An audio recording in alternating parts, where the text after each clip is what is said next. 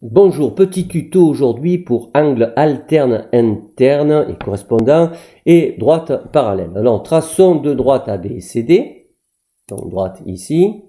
Alors droite, je vais la mettre en noir et pas en pointillé, mais en trait plein. Droite AB. Droite CD. Place un point E sur la droite AB. Place un point F sur la droite CD. Trace la droite EF. Cette droite EF, je vais la tracer en rouge. Cette droite EF est sécante aux deux droites AB et CD. Marque de point G et H sur cette droite. Point G, point H. Réponds aux questions suivantes. Pourquoi les angles avec le même codage sont-ils de même mesure? Alors les angles avec le même codage, je vais les tracer. Ils sont tracés sur votre activité. Donc pour les tracer ici, angle. Alors je vais marquer ici, d'abord le premier, il va être en vert. Voilà. Ici aussi, A et en vert. Ensuite, je vais marquer les angles bleus. Ah, je vais pas faire ça parce que sinon ça change le bleu de là. Alors, une petite astuce, je veux mettre celui-là en bleu, donc je clique sur un autre outil, n'importe lequel, et je reviens sur angle, et maintenant, celui-là, il n'y a que celui-là qui va rester en bleu. Alors, les angles qu'il faut noter en bleu, D, F, voilà, E. Et ici, j'ai tourné bien toujours dans le sens anti-horaire pour marquer les angles. Voilà. Alors, déplacer les points pour rendre parallèles droite A, B et C, D. S'il nous reste du temps, je vous montrerai comment coder les angles. C'est très facile.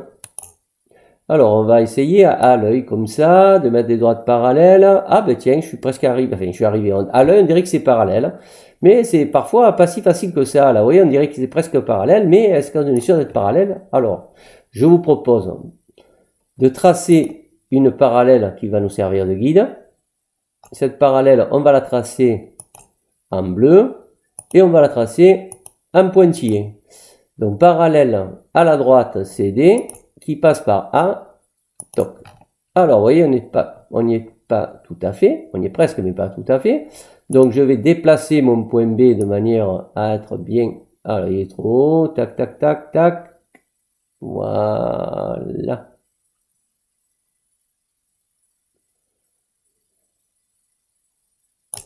Ici, donc je suis bien arrivé à faire deux parallèles. Qu'est-ce qui se passe au niveau des angles? Eh bien, les angles sont tous de la même mesure. Alors, les angles opposés par le sommet, évidemment, on s'en doutait, puisqu'ils sont tout le temps de même mesure. Les angles opposés par le sommet sont de même mesure. Eh bien, ici, tous les angles sont de même mesure. Et on peut faire cette conjecture-là. Si deux droites sont parallèles, les angles alternes internes qu'elles déterminent avec une sécante sont de même mesure. Ainsi d'ailleurs que les angles correspondants. Donc nous avons ici deux propriétés en une en fait. Si deux droites sont parallèles, donc elles déterminent avec une sécante deux paires d'angles alternes internes de même mesure. Et vous avez une première paire ici, tac, 51,7, et une deuxième paire qui serait là. Ensuite, deux parallèles et une sécante déterminent quatre paires d'angles alternes internes de même mesure. Premier angle correspond. Pardon. Si deux droites sont parallèles, déterminent avec une sécante quatre paires d'angles correspondants de même mesure. Angle correspondant. Première paire ici.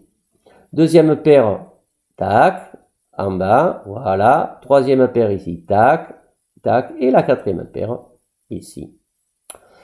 Voilà, si on a un petit peu de temps, alors ça risque de couper, mais c'est pas grave. Si je veux maintenant coder un angle, donc je sélectionne les deux, donc je touche CTRL appuyé, clic droit, propriété, et je vais changer de style. Je vais mettre un style ici, par exemple, double trait, double style. Je peux aussi changer la couleur et surtout l'opacité pour qu'il soit un petit peu plus vert. Voilà, merci pour votre écoute. Je vous dis à très bientôt. Une activité qui est facilement réalisable. Attention, notez bien ta classe, ton nom, donc activité découverte, angle alterne interne et droite.